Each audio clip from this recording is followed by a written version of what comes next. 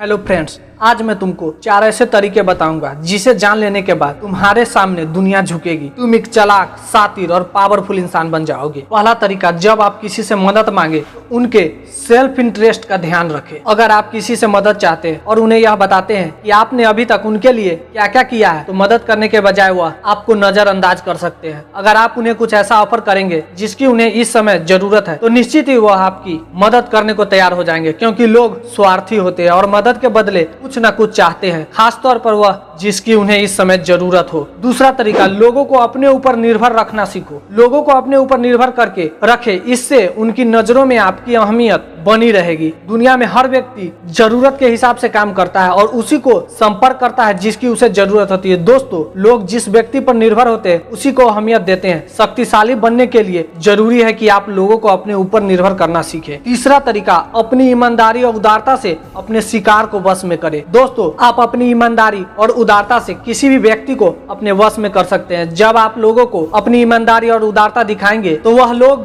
जो जल्दी किसी पर यकीन नहीं करते, वह भी आप पर यकीन करने लगेंगे। यह नियम कहता है कि आप शुरू में बेहद ईमानदारी और उदारता दिखाएं, और जब दूसरा व्यक्ति आप पर यकीन करने लगे तो आप जैसे चाहे उसे धोखा दे सकते हैं या फिर हेराफेरी कर सकते हैं। आपकी ईमानदारी किसी भी व्यक्ति के शक के सुरक्षा कवच को भेद सकती है। चौथा नियम, प्रतिष्ठा और आदर बढ़ाने के लिए अपनी अनुपस्थिति का प्रयोग करें। जितना आप लोगों को नजर आएंगे और सुने जाएंगे, उतने ही साधारण लगेंगे। किसी भी प्रसंग की शुरुआत में आपको अपनी उपस्थिति को बढ़ाना होगा, क्योंकि अगर आप बहुत जल्दी गायब हो जाते हैं तो भुला दिए जाएंगे। जब आपके प्रेमी के मन में आपके प्रति प्रेम की भावनाएं जग जाए तो आपकी अनुपस्थिति उसे और बढ़ा देगी। दूसरों की नजरों में अपना आदर और सम्मान बढ़ाने के लिए अपनी अनुपस्थिति को आप एक शक्तिशाली हथियार की तरह इस्तेमाल कर सकते हैं। दोस्तों, जहां आपकी उपस्थिति ज्यादा होगी वहां लोग आपको नजरअंदाज कर सकते हैं। इसलिए अपनी प्रतिष्ठा और आदर को बढ़ाने के लिए और बनाए रखने के लिए अपनी अनुपस्थिति का प्रयोग करना सीखे। अपने दुश्मन को पूरी तरह कुचल दे, अपने दुश्मन को पूरी तरह खत्म कर दे। प्राचीन भारत के मशहूर दार्शनिक कौटिल्य कहते हैं कि दुश्मन के अवशेष आग और बीमारी की तरह होते हैं। अपने दुश्मन को कमजोर समझकर कभी भी नजरअंदाज न करें, क्योंकि वक्त के साथ साथ वह और भी खतरनाक बन जाता है। कौटिल्य कहते हैं कि दुश्मन